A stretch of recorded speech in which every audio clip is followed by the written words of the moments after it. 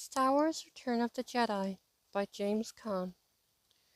Screenplay by Lawrence Kasdan and George Lucas. Story by George Lucas. It was a dark time for the Rebel Alliance. Han Solo, frozen in carbonite, had been delivered into the hands of the vile gangster Jabba the Hutt. Determined to rescue him, Luke Skywalker, Princess Leia, and Lando Calrissian launched a hazardous mission against Jabba's Tatooine stronghold. The rebel commanders gathered in all the warships of the rebel fleet into a single giant armada, and Darth Vader and the Emperor, who had ordered construction to begin on a new and even more powerful Death Star, were making plans to crush the Rebel Alliance once and for all. A long time ago, in a galaxy far, far away. Prologue. The very depth of space. There was the length and width and height, and then these dimensions curved over on themselves into a bending blackness, measurable by only the glinting stars that tumbled through the chasm, receding to infinity, to the very depth. These stars marked the moments of the universe. There were aging orange embers, blue dwarfs, twin yellow giants. There were collapsing neutron stars and angry supernovae that hissed into the icy emptiness. There were burning stars, breathing stars, pulsing stars, and dying stars. Then there was the Death Star. As the feathered edge of the galaxy, the Death Star floated in stationary orbit above the green moon Endor, a moon whose mother planet had long since died of unknown cataclysm and disappeared into the unknown realms.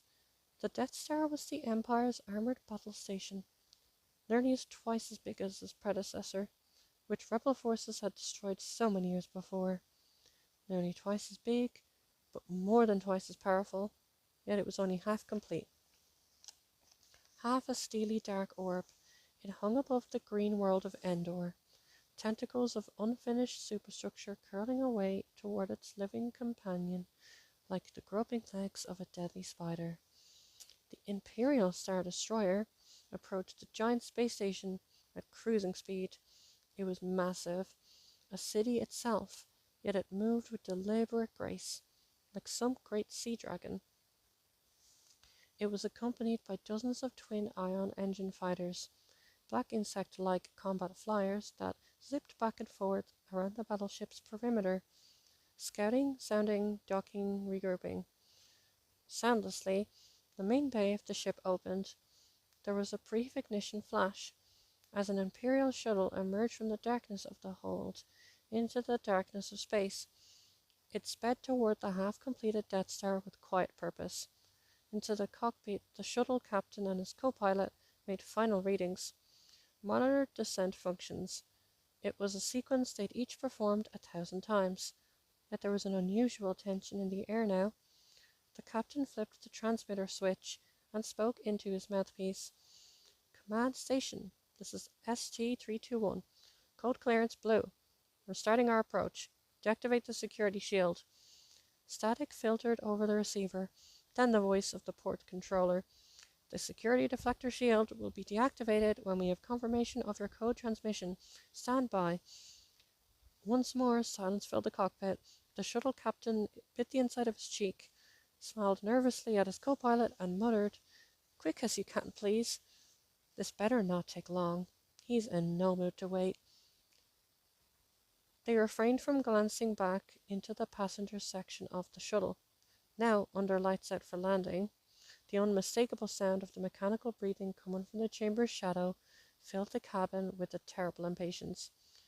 In the control room of the Death Star below, operators moved along the bank of panels, monitoring all the space traffic in the area, authorizing flight patterns, accessing certain areas to certain vehicles.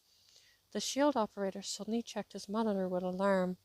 The view screen depicted the battle station itself, the moon Endor, and a web of energy. The deflector shield, emanating from the green moon, encompassing the Death Star.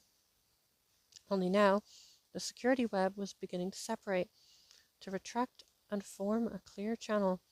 A channel through which the dot was the Imperial shuttle sailed, unimpeded, towards the massive space station. The shield operator quickly called his control officer over the view screen, uncertain how to proceed. "What is it?" the officer demanded. "That shuttle has a Class 1 priority ranking." He tried to replace the fear in his voice with disbelief.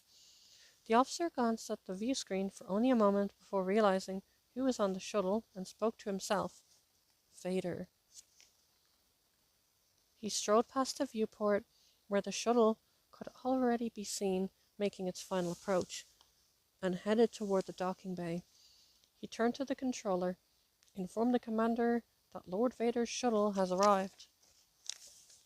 The shuttle sat quietly, dwarfed by the cavernous reaches of the docking bay.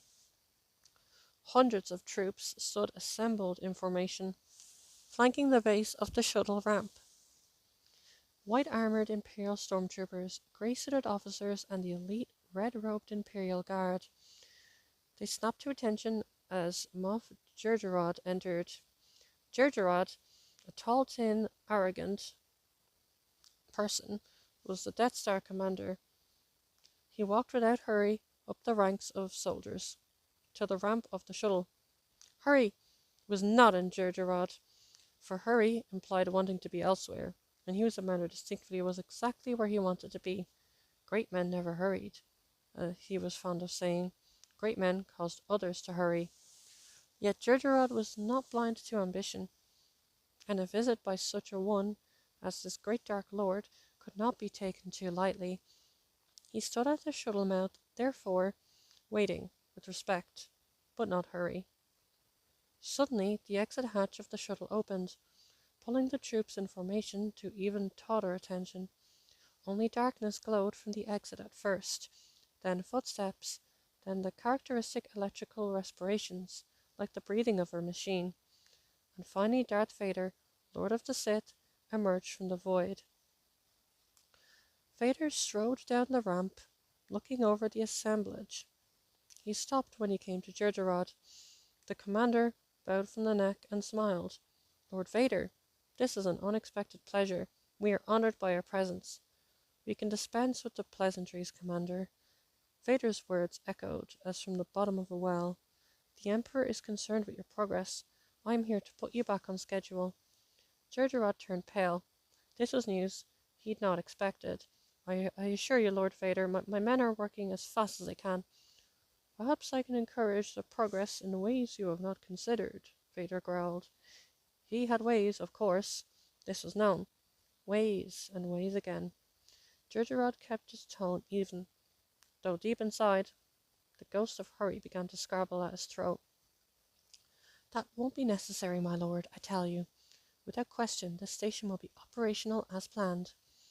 I'm afraid the Emperor does not share your optimistic appraisal of the situation."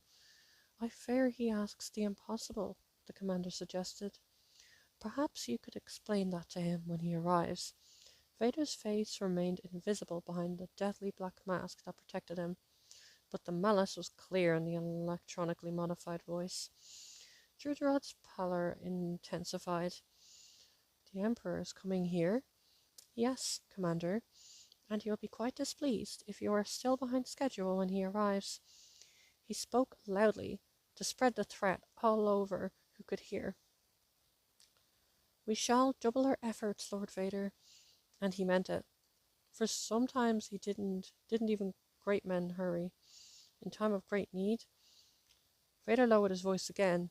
"I hope so, Commander, for your sake. The Emperor will tolerate no further delay in the final destruction of the Outlaw Rebellion, and we have secret news now." He included Jerjerrod only in this intimate detail. "The rebel fleet has gathered all its forces into a single giant armada. The time is at hand when we can crush them, without mercy, in a single blow." For the briefest second, Vader's breathing seemed to quicken, then resumed to its measured pace, like the rising of a hollow wind.